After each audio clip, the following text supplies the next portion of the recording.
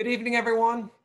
Thank you for joining us for the first session in our webinar series, Supporting Your Student, A Parent's Guide to Remote Learning, sponsored by the University of Illinois Springfield Office of Continuing and Professional Education, better known as CAPE. My name is Rob Kerr, and I am the Associate Director of CAPE, and our office offers a variety of non-credit training programs to support professionals and businesses in the region. But central to what we do is helping educators enhance their online teaching skills. Over the past year, our ION Professional e-learning program has trained nearly 2,000 instructors from 75 institutions on innovative techniques and best practices related to online and remote instruction. This is what we do, and we are honored to now refocus this expertise to support families with children that are learning remotely. For more information on our programs, please go to www.uis.edu/CAPE. This is the first of 3 webinars in the Parents Guide series. Session 2, titled Partnering with Teachers for Your Students' Success, will be in 2 weeks on Monday, September 28th at 6 p.m. And Session 3, Finding Support When You Need It, will be on Monday, October 12th, also at 6 p.m. We hope this series will provide a platform for an informative discussion on the issues, obstacles, and opportunities related to online and remote learning. Registration is free and is open now at uis.edu/CAPE. Tonight's topic is introducing parents to online and remote instruction, and will feature 2 exceptional speakers and a question and answer period at the end. During the presentation, all participants will be muted. However, we encourage you to ask questions using the chat function and participate in the Q&A after the presentations. Please note that the webinar will be recorded, and all of the presentations in the series, including speaker slides and the resources discussed, will be available on the CAPE website, uis.edu/CAPE. There you will also find a survey about your experience with online and remote learning that we encourage you to complete. Now I have the pleasure to introduce our speakers for the evening. As Assistant Director of the UIS Office of Information Technology Services, Kara McElrath supports and trains faculty, staff, and students. In addition, she is an instructor in the UIS Teacher Education Program, Educational Leadership Program, and Management Information Systems Program. Her courses include Technology for Teachers and Educational Technology Systems. She holds a Master's of Science in Instructional Technology from Western Illinois University, go Leathernecks. And Kara started her career as a K-12 teacher. So her comments tonight about technology platforms and remote learning are based on her education and research, as well as her real-world experience. But up first is Dr. Vicki Cook, the Executive Director of Online, Professional, and Engaged Learning at UIS, and a research professor in the College of Education. She has worked with over 40 institutions to help improve their online learning, continuing education, and leadership programs. Her research interests include engaging Gen Z students, building higher education capacity through leadership, and generational learning strategies. Dr. Cook holds a PhD in Higher Education Administration and a Master's of Science in Adult Education. So I will now turn it over to our first speaker, Dr. Vicki Cook, who will provide us with an overview of remote learning and the positive impact it can have on our children's education. Please remember to post your questions during her presentation using the chat function. Dr. Cook? Thank you, Rob. It's a pleasure to be with you here this evening. We want to talk about some of the things that, as parents, you need to know in order to make the best of this time that is really challenging, it's really hard, and we know that sometimes it can feel like you're all alone. What Kara and I hope that you take from tonight is that there is hope. There are ways to find good, solid approaches for each of your children because each one learns differently, and ways to partner with your school. Partnering with your school means working with your teachers, working with the school counselors, working with the school administrators.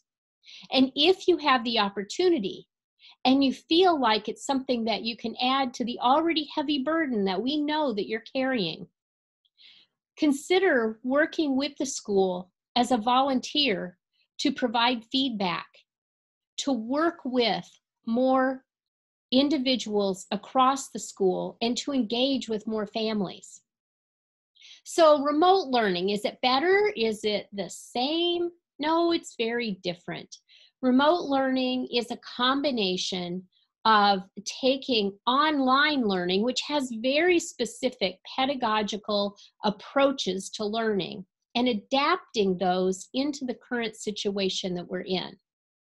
Sometimes remote learning is a combination of asynchronous learning. Asynchronous means that I am working through coursework, materials, watching videos, but a teacher is not with me at the same time. It may also be a combination of synchronous learning. A teacher is with me, much as we're doing right now, for those of you who are in the room with us. We're providing some information and you're asking questions and we're all learning together. And that's a synchronous activity. Guided learning, helping your student guide through particular content areas, working through a particular program of study. And remote learning, this approach to really thinking about a combination of all of the different types of learning that we use with technology. Understand that tonight we're going to be talking about the 7 best ways to achieve remote learning for your families, but we can't touch on everything in the few minutes that we have together.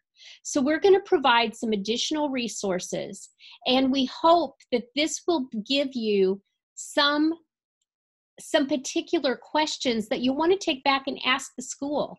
We hope it will give you some ways to talk to your children about what you're doing. And we hope it will give you some ways that you can think about feeling less isolated, knowing there are so many other people who are working through these same issues that you are, working from home or not working from home, children at home trying to learn, children in daycare where there's very little interaction to help them with the process. Maybe working with tutors.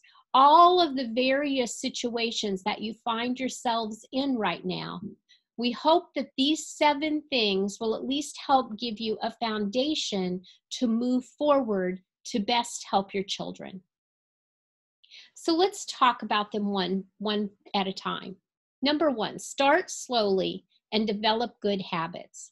This is so critical that you don't try to rush into setting up a routine, making sure that the routine that you're establishing works, evaluating it regularly, and when necessary, changing that routine so it matches the learning styles of your children. One of the most critical things to remember is to read books. Students understand and retain more often when they read a physical book than they do on screen, especially younger children. Now, this isn't always true, and there are some wonderful applications and interactive books that are available for iPads and other tablets. But real physical books can also be helpful as you begin to help your child learn to read. And reading is such a critical foundation for all other content that your student is going to be studying. Some schools right now are shipping books to families. Some of them are making arrangements for students to be able to pick up books from the library to help them read. Public libraries have ways that you can check out books. And then there are very inexpensive books available through Scholastic that make it also helpful to build your personal library. Sometimes writing by hand using pen and paper can assist especially young children in learning words, in helping them to connect their thinking with the movement of their hand. This can be very helpful instead of typing everything. Not to say that students shouldn't type. They should absolutely start learning to type and using the keyboard. But sometimes it's very helpful if a student is using a pen and paper, and especially when they're studying things like math and science and some of the content areas that require thinking in abstract ways. Older students who take notes by hand may also retain that information longer than when they type. Alternately, some students remember the information when they do type more efficiently. So check with your child and see which way is most effective for them as they are thinking about learning. Establishing a regular routine is so very important. When we think about having a regular routine for learning, it may not match the current school schedule that you had last year. It may be very different this year, and the school may have given you specific times when you need to be online with a teacher. And you may have more than one child who has differing schedules. So think about what a regular routine looks like at your household. And if you have students who are varying ages, and you have an elementary and a middle grades and maybe a high school student, they're going to have very different routines. Structure and space are so critical. Workspace in the main family area helps students be accountable for what they're doing. A desk or table space is critical. And cubbies that are for supplies that are used only for school can help make that structure and space occur. I don't recommend children working in their rooms alone for large periods of time. There are too many distractions. It's too easy for a child to get sidetracked and then not finish the work that they needed to be doing. We were just talking among ourselves before we started about whiteboards and poster boards and chalkboards. Maybe you already have a chalkboard in your kitchen. It's really important that you have some kind of a device that's non-electronic that you can use for math, for other types of problems that students are solving, for help in looking at words differently. A whiteboard and a chalkboard are very reusable and help your child with that type of learning. We mentioned this earlier, but don't try to emulate the regular school day. What we thought of as a normal school day before, that isn't the case this semester. So think about your child's schedule and how you can adapt those into a school learning opportunity. It'll be important to help your students stay motivated, and building in celebrations for projects done well is really a great motivator. Maybe that's extra game time if a project is finished by a specific due date or a time. Maybe it's watching a favorite TV show at lunchtime. Maybe it's helping students explore and build and find new ways to be creative. And really, that doesn't have anything to do with the age of the student. Students of all ages love exploration, and they can be very innovative in the ways that they want to explore learning. As your students learn about things, if you can expand that learning by letting them explore either online or through some other method in an area that they are particularly interested in, it can help motivate them to move to the next project that they have to complete.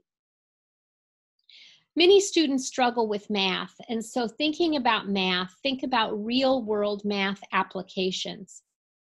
If they're working in a particular way on measurements, ask them to measure the room they're setting in. If they're working on fractions, have them help you bake cookies using a recipe and double the recipe or triple the recipe. Anything you can do to help your student understand the math applications in a real-world context will help them be more motivated to stick with learning the math even when it's hard. Be consistent. That is such an important component to all of this remote learning piece. Not all children should always be on the same schedule. High school ages may have weekly learning activity goals instead of daily goals. The younger the child, the shorter the increment of time for the goals. So make sure that all children in your household are not on the same exact expectation for meeting learning activities, but that you're tailoring the activities to the child. And make sure you do discuss consequences. So what happens when a child doesn't complete their work? Well, again, age appropriately, working with the teacher and the school, determine what the consequences are for not doing work appropriately. Choose activities outside of school time wisely. Maybe that's spending time with a grandparent. Maybe that's just playing in the park. Every once in a while, I'll go to the university and there's a family who just takes their kids to the parking lot to let them run around the parking lot a few times just to burn off steam. Having ways that they can actively burn off steam, get some exercise is very important. And the way you structure the time outside of school is just as important for them being ready to learn as the time that you're structuring for inside the learning activities. Making learning fun is important, so build in personal time for exercise and movement, and allow kids to find other avenues to build on those lessons. Some children like artwork, and while we might think that this is important just for elementary students, if your student at the middle grades or high school level is very creative and wants to do building projects, they can be very sophisticated. And make sure that they have the opportunity to use what's available at hand to be as creative as possible. I've provided you a list of science experiments, and it will be posted in with the slides. Getting outdoors is a great way to encourage physical movement and to find hands-on observations in nature. Really thinking about biology from a hands-on perspective. Minimizing distractions is so important. If your child doesn't have headphones, it's a great idea to get headphones, not only so the child stays on task, but also for other people in the room who might be distracted by the sound that is coming out of that student's laptop. So school time is school time. Whatever that looks like at your house, whether that's at 9 o'clock in the morning or 3 o'clock in the afternoon, school time is school time. Don't allow computers and phones during school time that are being used for something other than school. Computers and phones may be what you're doing your schoolwork on. And if that's the case, great. But if it's not the case, if your student is texting or looking up their gaming stats, it's time to put the other device away, and it's time to really focus on that school time for whatever that time is. Collaborating with other families is important. That can be relatives, that can be other families with students in your same grade level. Today I had a meeting with one of my colleagues in Chicago, and she was actually at her neighbor's house helping her neighbor's daughter with a content area that she was particularly good at. So collaborate with other people. And I know Kara has some stories about this as well, but utilizing other people who have strengths really helps with the burden that you're carrying. One of the things that has been brought up a lot, and you've probably seen it on social media and other areas, is pandemic learning pods. This idea of, do we put together learning pods of children during a pandemic time? So I put two articles together for you. One was just released this morning from the New York Times, and it is very pro learning pods. The other one was released last week, and it's very anti-learning pods. Well, I can't answer that question for you, but I thought that you would be able to read these two articles and see what works best for you and your child. Learning pods might be the way to go for you, and they might not. I provided some resources here that will help you with teacher-family communication, distance learning resources, the Parent's Guide to Zoom, although Kara is going to give you some additional tips and hints there, and just some regular learning resources as they pertain to remote learning. Thank you for your time this evening, and I'll turn it over to my colleague, Rob. Thank you, Dr. Cook. Remember, if you have any questions, you can feel free to use the chat function. And now I'm pleased to turn it over to Kara McElrath, who will help us increase our understanding of the technology platforms our remote learning students are using. Kara? Thank you. I am excited to be talking to you guys this evening. And I don't know how many of you, were joined in time to hear Rob do the introductions, but just to give you a feel for my background and where I'm coming from, I used to be a K-12 teacher. So my undergrad in elementary education, I taught K-12 school for years. I got my master's in instructional technology. So I have my graduate degree in how to teach and learn using technology. I have a very flexible boss who allows me to work from home in the morning so I can be here when my kids are in school. Guys, this is a pretty great combination for success. I think you would all agree. And we still struggle.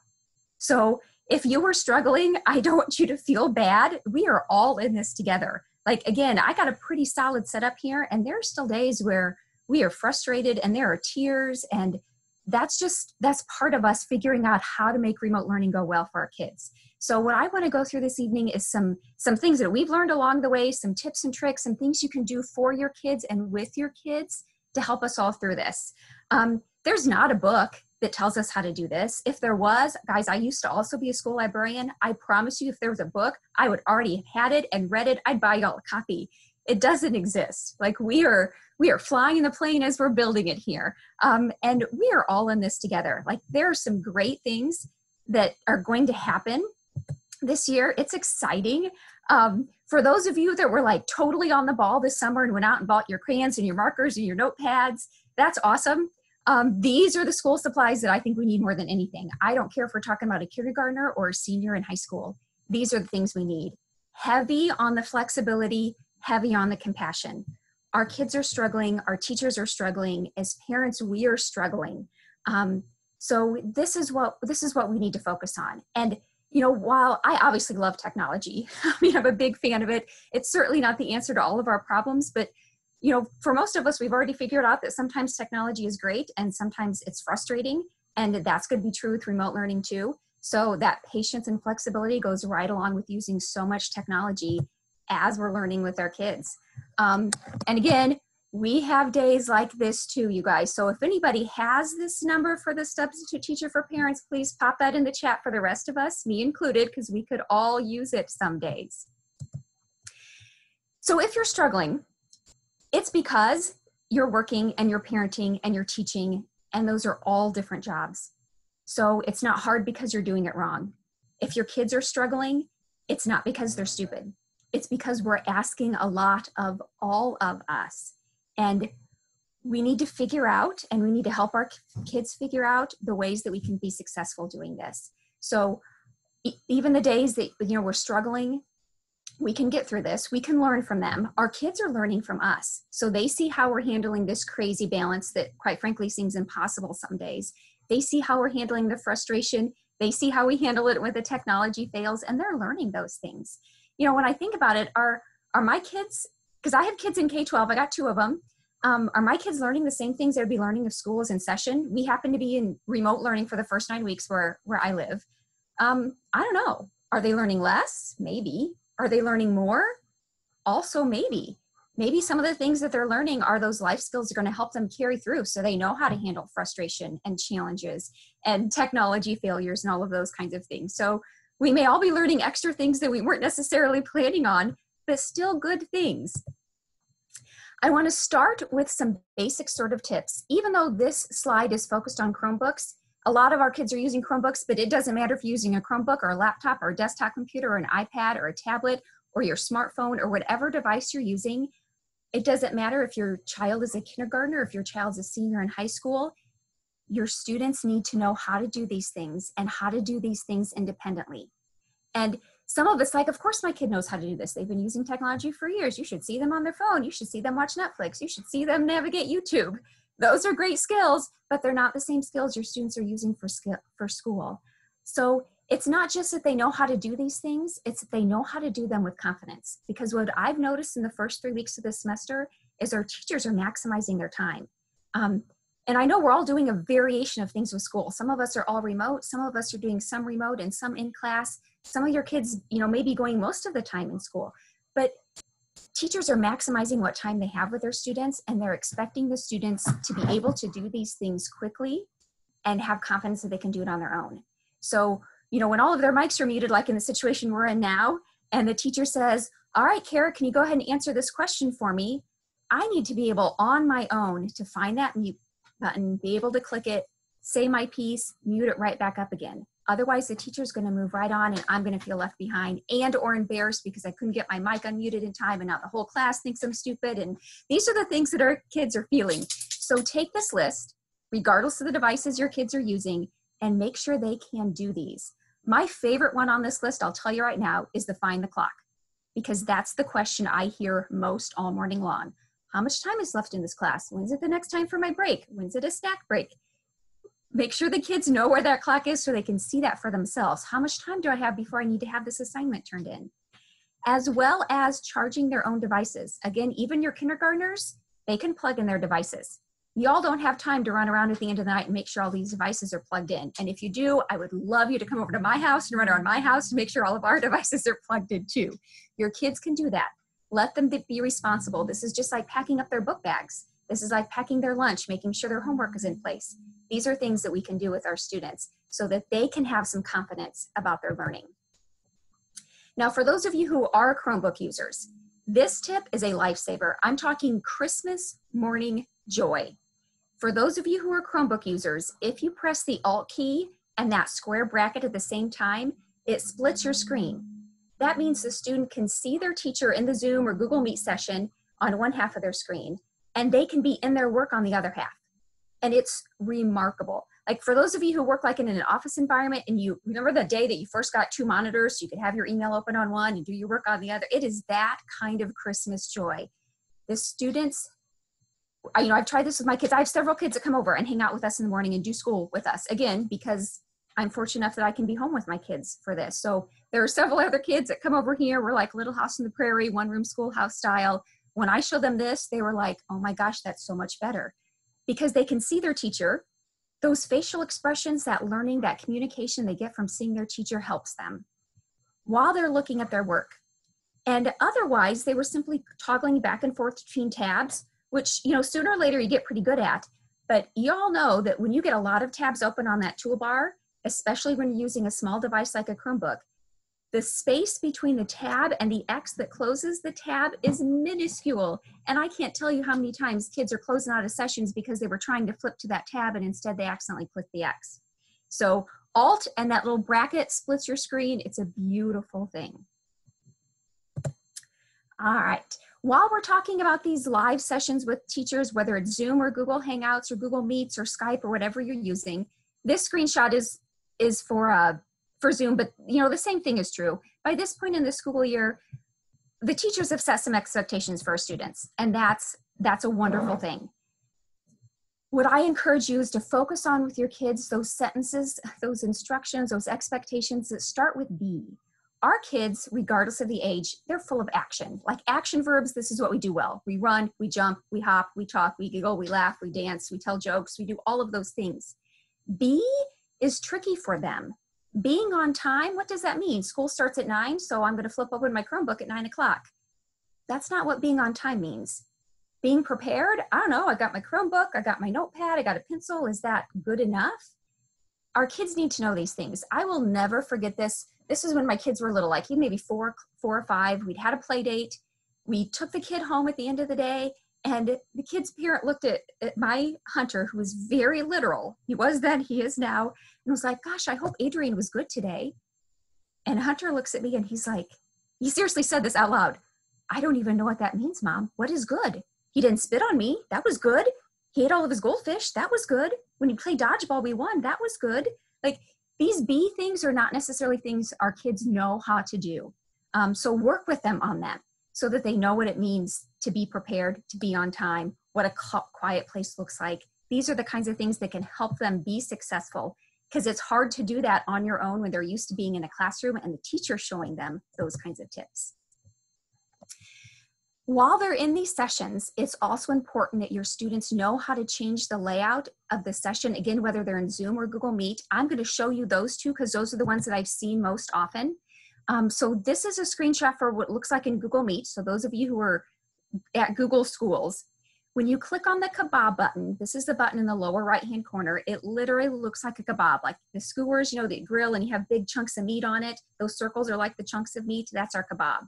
When you click on the kebab, the top option is to change the layout, and that lets you choose the different kinds of views, and it makes a difference. So this sidebar view lets you see a big screen of whoever's talking, which is usually the teacher, and then the next few people who have talked. So the students get to see some of their classmates. Pretty nice. The spotlight is just the teacher. So what I tell my kids is when the teacher is showing something on the board, like they've got their webcam focused on the whiteboard behind them and they're writing something, they need to have that spotlight on because they need to see as much of that as possible. If they're just having like a class discussion, the sidebar, the tiled one is fine because it's less important that you see everything in the teacher screen and more important you get to see faces and interactions. So your students, when they know how to switch between these layouts, is going to help them figure out the best layout so they can get the most out of that, because this is where they're getting their interpersonal communication. Now we have similar options in Zoom. So these are a couple of screenshots from Zoom. They toggle back and forth between speaker view and gallery view. So whatever view you're on, the opposite one shows up in the upper right-hand corner. So this is our speaker view. It's the big picture of the speaker versus the gallery view, which is this top one and just gives you thumbnails of the students. So again, when the teacher's presenting something, the speaker view is the way to go. When you're having class discussions, you go back and forth, it's nice to see your classmates' faces. So in that case, this gallery view is often a better option. Also make sure your students know how to ask for help. Again, this is one of those things we don't necessarily think about because when you're in the classroom, you raise your hand. Like even kindergartners know how to ask for help in a classroom. In a Google Meet, in a Zoom, it's not so sure. Even Rob tonight, he told y'all how to ask questions, put it in the chat. The same thing is true for your students, especially for those junior high and high school students that may have different teachers with different levels of expectations. There are lots of ways to ask for help. There's a raise hand tool. Maybe that's how they're still going to do it, is raise their hand by clicking the button. Maybe they're supposed to type in the chat or just type a question mark in there, and that way that's when the teacher knows that they have a question. Maybe they're supposed to email their teacher. Maybe they're supposed to call the teacher on the phone. Maybe the teacher has office hours that they're doing through Skype or Google Meet or Zoom, and they're supposed to join those. Maybe they're supposed to use the thumbs up when they get it and the thumbs down when they don't get it. All of the teachers will have different expectations, and tonight I would ask you to ask your kids if they know how to ask for help. And if they don't, now's a great time to email your student's teacher and be like, hey, how do you want to ask for help? Because we need help. We're not going to get through this, again, whether it's a few weeks, 9 weeks, a quarter, a whole school year, we're not going to get through this without asking for help. And again, our students don't necessarily know how this happens. We didn't even expect you guys to know how this happens, and you're grown-ups. That's why we started the session and told you how we wanted you to ask questions. So we can't assume our students know these things. So make sure you've asked them. Now let's switch gears a little bit and talk about learning management systems. This is not a term that we just randomly throw out at the dinner table, guys, but it's big for what we're doing right now with remote learning. Canvas and Google Classroom are the two that I've seen most often, but there's certainly other ones like Schoology that your students may be using. LMS is the acronym for them. I don't know how many of your kids' teachers are using that kind of terminology and verbiage, but a learning management system is exactly what it sounds like. It is simply a way for teachers to deliver content to students and for students to turn content back into them. And we have different ways for using it. Some of our students are more familiar with it than others. For example, the district where my kids go, we've been using Google Classroom. So they know how to do some things, but now they're using it for everything. So knowing where to find their assignments, how to turn in an assignment, what to do if an assignment gets returned to them because they didn't do it right, knowing how to send an email to the teacher. these are things that they need to know this year that they did need to know last year, because last year they just turned their class in paper or went up to the teacher's desk or raised their hand when they had a question. So there are things we can help our students figure out about whatever learning management system they're using so that they can feel more confident about how to do these things. For example, for your kids who are using Google Classroom, have they noticed that when they have an assignment that's dark, like this one right here, that they haven't turned it in yet? And if they have already turned it in, that it's light gray? They may not have noticed that yet. That's a subtle change, but it's huge when they're looking at a huge list to figure out what they have and they haven't turned in. So these learning management tools can help us figure out how to navigate this virtual classroom, and it's worth spending some time in there with the kids. This is a screenshot of what Canvas looks like. So Canvas obviously has got a different look than Google Classroom. We see these cards, so they would typically have a different card for every class. They've got a to-do list over here on the right-hand side. There are different ways that teachers and schools are using these learning management systems. And again, it's worth finding out from your schools, if you haven't asked them already, what their expectations are. For example, we have some schools that are using both. They're using Google Classroom and Canvas. Does that seem crazy? I don't know. Maybe it's brilliant. Is it more for our kids to figure out? Yes. Is it more for our parents and teachers to figure out? Yes. But they can do great things. So for those of you that are at schools where you're using both, your kids are probably using Google Classroom to manage assignments and get real-time feedback. And they're using Canvas to actually submit their work. So for example, when they're in class with their students and they're working on a Google Doc, the teacher can see them as they're typing. They can literally watch their work as they're doing it. That's powerful when we're in a virtual environment like this, because that's what they could do if we were in a regular classroom. And now they can simulate that in Google Classroom. You can't do that in Canvas. But Canvas is great for when you actually want to turn in your work, and it's great for integrating the grades right into whatever system you guys are already using, whether it's Skyward or Tremont or something like that. So there are purposes for those learning management systems, and your students can figure out those tips and tricks, and they can ask their teachers this. If they're not sure where to go to find their grades, that's a great question to ask the teachers. If they're not sure how to tell which assignments they've already turned in and which assignments are coming up due, these learning management systems have that built in, and now's a good time to figure those out. Now we're also leveraging so many other tools. Some of these may not be familiar to you. That's okay. Not every teacher is using all of these, and there are a host more of them: Kahoots and NoReadings and Nearpods and Quizlets and Khan Academy. It's like a whole potpourri of all sorts of different acronyms and programs that teachers are trying to use to leverage the kinds of activities they do in class. It's a lot for our students to manage. They can do it, but what will make it easier for them is if we help them as parents bookmark or add shortcuts. Or if you're using a mobile device, collect them all in a folder. Because again, teachers are maximizing the time that they have in the classroom or the virtual classroom. And so they're not giving them a lot of time to get from one to another. So our students need to be able to, if a teacher says, all right, I want you to hop on Nearpod, that's where activity is, our students need to be comfortable enough that they can click on that and they know how to log in and they know where to go once they get there. We can help them with that. We can ask the teachers to send us a list. Hey, what are all the tools you're using? I want to get them organized on my kid's Chromebook. That's a fair question. If your teachers haven't provided it yet, I promise you they will. They want your students to be able to get to these as independently as we do. This is a great partnership. And again, this goes back to, I had that conversation about when you have lots of different tabs open in your browser, how easy it is to click on the X to close out of it. That's panic time, you guys. That's like, you're supposed to be in Kahoot doing an activity with the class, and all of a sudden you accidentally clicked on the X, and now you got to figure out how to get back in, and the pressure's on, and the teacher knows you fell out of the room. And our kids need to be comfortable going back and forth between these. And there are things we can practice. Outside of the school day, they can practice getting into these apps. If they have to type a password, practice their password. Hopefully they're single sign-on so they don't have that step. But if they're not, that's a good activity to practice so that they're familiar and comfortable with it. And it's important to plan for brain breaks. Vicki talked about this in her session. I'm repeating again because it is that important. And again, I don't care how old your kid is, they need a break.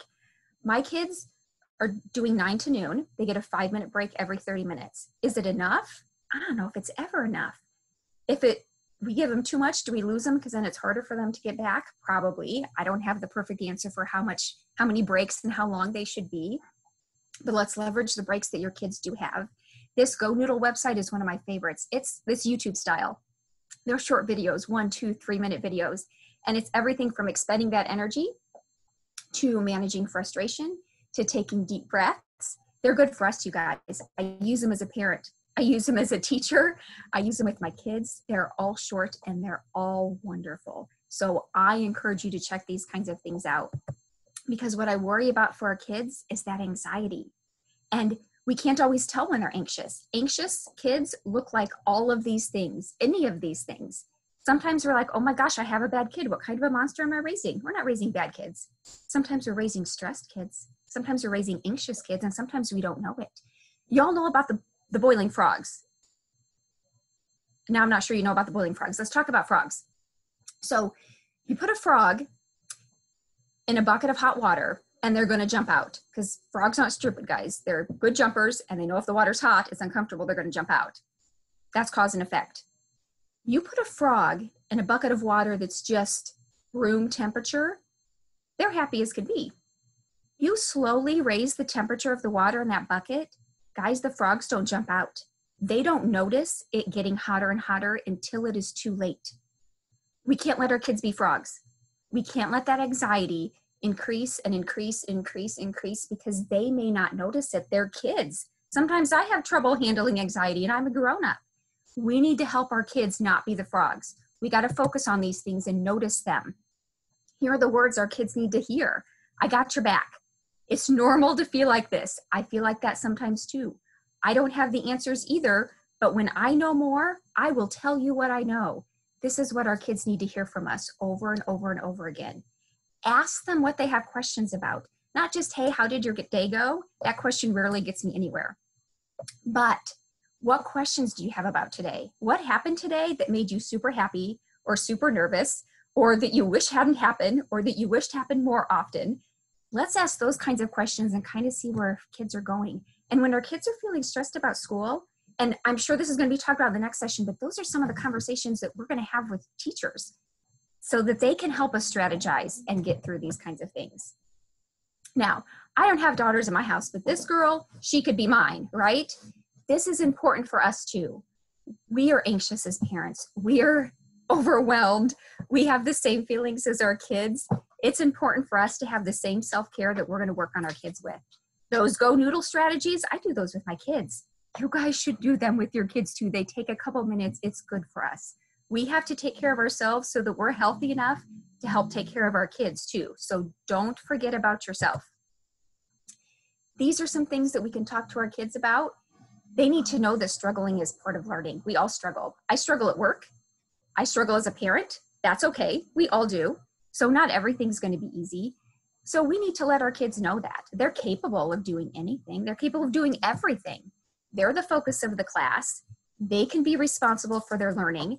This is one of the things our kids are learning this fall that they may not have ever learned before. You know, they're used to going to school and it being like a pizza. It's delivered to them, right? They sit in the classroom, teacher delivers the learning and the education, they go home. Sometimes they have leftovers. Learning is not pizza this fall. They are responsible. There's no delivery of the learning here. So these are the kinds of things that are important. As we're doing this, keep in mind that our kids can do this. Wherever they are is a good place. For those of you that are worried that your kids got behind because they didn't have school the fourth quarter and summer was kind of a hot mess, that's okay. They're not behind. They're not ahead. They're exactly where they should be. I don't care where it is. Wherever that is perfect. They will pop, I promise you. They will pop when it's their turn. Our teachers will be ready for them. They're exactly where they need to be. And for those of you that had a rocky start to the school year, let's still give it a chance. I am excited about this school year. I'm nervous about it. I've had bad days too. Let me tell you about our first day of school. We barely survived, you guys. Remember, this is the mom who's K-12 teacher, has a graduate degree in teaching and learning with technology. We barely survived day one. Day one ended. I literally sent my boss a message. Again, I'm thankful to have a flexible boss that said, hey, I need to take a couple hours off. I'll make it up later. I fixed my kids' lunch. Again, we got a whole schoolhouse full of kids here. Told them to head outside when they got done. When they finished eating, they walked outdoor and they saw a note that said, look down. There was a bucket of Nerf guns. There was a bucket of Nerf gun darts. And I said, in the message, catch me if you can. And we spent the next 2 hours in an epic Nerf gun battle. Was that the best use of our time? 100%. Okay. Bad days are going to happen. Our kids need to learn how to flow with that. We can't toss out the whole year just because we've had a rough start. This is the most exciting year to be in education. Again, I'm nervous about it too, but we have opportunities this fall to teach kids and to reach kids in a way that we have never done before. And that is amazing. I am optimistic about the kinds of things that we can do, the kinds of things we can do together, the relationships, the connections that we can make. Again, we are all in this together. We all have areas of expertise. Our kids need all of us to collaborate and partner. And it's, oh, you guys, it's exciting. Great things are going to happen for your kids this year if we give them a chance and we stick with them. And with that, I'm going to stop talking, give you guys a chance to ask some questions and things like that. Thanks, Kara. There's a couple great questions in the chat. I don't know if you saw. Let's see. I think there was a question about working with other parents. How would you suggest parents who are more tech savvy help other parents or the schools? I love that question because we have a lot of parents who aren't tech savvy. That is, they have expertise in other areas. I would hope that your schools would, if you reach out to your schools, offer them what you have available. Whatever that area of expertise is, say, hey, I would love to talk to some other parents about this. I would love to talk to some parents about what we can do as far as helping our kids get through homework, or the kids who are struggling to even manage their time. Or maybe it's like literally technical, like what are we doing about the kids who have not so great Wi-Fi? They're getting disconnected from the class. They don't know how to get connected back up again. Are there things that we can do? Are there areas in town that have free Wi-Fi, solid Wi-Fi? So I would have those, if those are skill sets that you have, that you were willing to share with your community, I would start by reaching out to your students' teachers and or the principal, wherever you have the strongest relationship there, and say, here's what I have to offer. Can you use it? What can you do for me? And they'll leverage that. Again, you guys, we are all excited about what we can and can't do, and bringing those kind of skills together. So even if you're not sure if you have something to offer, but you're willing, offer it up anyway. This is true. I coach all of my kids' sports. You guys, I have no athletic skills whatsoever. Those of you that work with me are probably laughing right now. Thank God your mics are muted, right? I have no athletic skill whatsoever, but I'm really good with kids, and I'm good at organizing people, and I'm good at begging mercy for other parents who do have athletic skills. We all have something to offer. So whatever you have, offer it up. Teachers may just want a parent that helps them organize some things.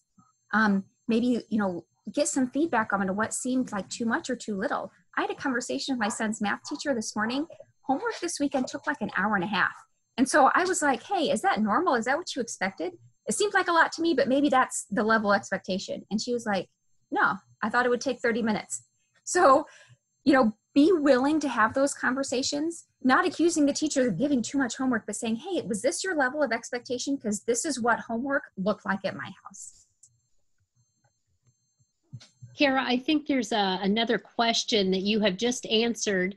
Kim and Tom had asked a question, and I would just reiterate what Kara has just said. Have conversations with your teachers and with the principal, and talk about what it looks like at your house. Not that you are making accusations or trying to be critical, but that you're trying to understand the process.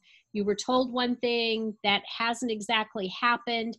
It could be an oversight, or there may be a reason for it that you have not been told. So I would suggest starting with a conversation. I think that would be your best option at this point. There's a question, Kara, I think this one's probably for you. How can you tell if an assignment is turned in through Canvas? That's a great question. And it may be dependent on how the teacher has it set up. But normally in Canvas, there is a to-do list, and you can see things checked off that to-do list. And if they go to that assignment, it will have a date and time stamp of when it was turned in, And if it was something, like a Word document or, something they physically uploaded, you'll see a copy of what they actually turned in. So, because sometimes the question is, well, I know I turned something in, but now I'm not sure if I turned in the right thing. In Canvas, you'll be able to see exactly what you turned in so you know if it's the right thing. You can also click on grades in Canvas, and grades will show you a list of everything that your teacher has assigned in there. And if you've turned it in and they've graded it, you'll see your grade. But if you've turned it in and you're waiting for your teacher to grade it, you'll see like a little piece of paper with a kind of the top corner turned down. It kind of is like our in progress icon. If there's nothing there, if it's just like a straight line, that means it hasn't been submitted yet. And Canvas is really helpful as far as it lets you sort that gradebook. I think I noticed a question here that talked about, due dates are kind of all over the place. If you're using Canvas and your teacher's using due dates when they assign things, if you go to the gradebook, you can sort it by due date, and that way you can see a chronological list of everything that's due and when it's due. And that can be helpful. For those of you who are using Google Classroom, if you click on the hamburger button, that's the one that looks like 3 lines like bun, meat, cheese, bun. If you click on that hamburger button in the upper left-hand corner, there is a to-do list. The to-do list is your list of assignments, and it's categorized by what is due, what is missing, what you've already done. So there are 3 different tabs there. Very helpful, very helpful. Are there any more questions from the participants? Now is your opportunity to get the question in for the experts here. If not, I think then we can bring this conversation to a close. I would like to sincerely thank Dr. Vicki Cook and Kara McElrath for sharing their time and talent with us tonight. This is such an incredibly important topic, and I am thankful that they were able to share their insights. Remember that a recording of this webinar will be posted on the CAPE website. And don't forget to join us for the 2nd and 3rd sessions in this series, partnering with Teachers for Your Student Success on Monday the 28th, and finding support when you need it on Monday, October 12th. Both sessions will start at 6 p.m. Registration is free and is open now for both of these sessions at uis.edu/CAPE. So unless there are any last-minute questions, I thank you all for joining us tonight and have a great evening.